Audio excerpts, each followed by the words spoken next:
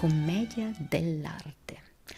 The name Commedia dell'arte actually wasn't utilized during the 16th and 17th century. A name is a late invention attributed to Carlo Goldoni, a prominent and very important playwright we're talking about the 18th century, and Goldoni employed it to distinguish the masked improvised comedy, so commedia, from the scripted comedy. During the golden age of Commedia dell'arte, the most frequent terms were Commedia degli Zanni, Commedia all'improvvisa, Commedia delle maschere, or Commedia mercenaria. These are descriptive terms. Obviously, the Zanni refers to some of the main characters. All'improvvisa means improvised, so make reference to the fact that it is not a written play, but the actors work of a structure that is called a scenario. Commedia delle maschere, because one of the features is the use of masked characters. And Commedia mercenaria, that means mercenary commedia.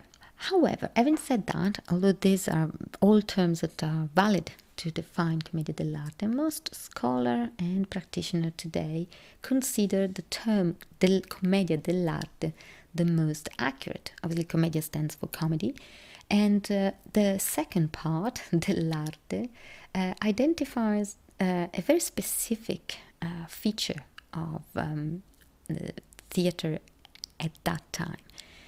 It's the creation of the companies. Commedia dell'arte means comedy performed by professional actors, to distinguish it from theatre performed by courtly amateurs.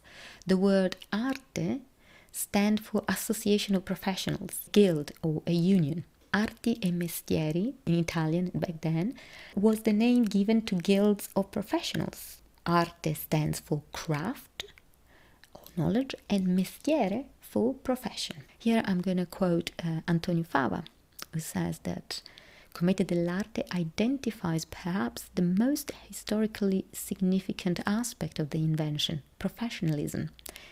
At its birth, commedia was above all a practical idea, a theatrical spectacle fashioned to be sold to make a profit, capable of sustaining the artist and financing further artistic projects. So, hence the mercenary art, an art that is sold to make money, to carry on working as actors as well as supporting their families.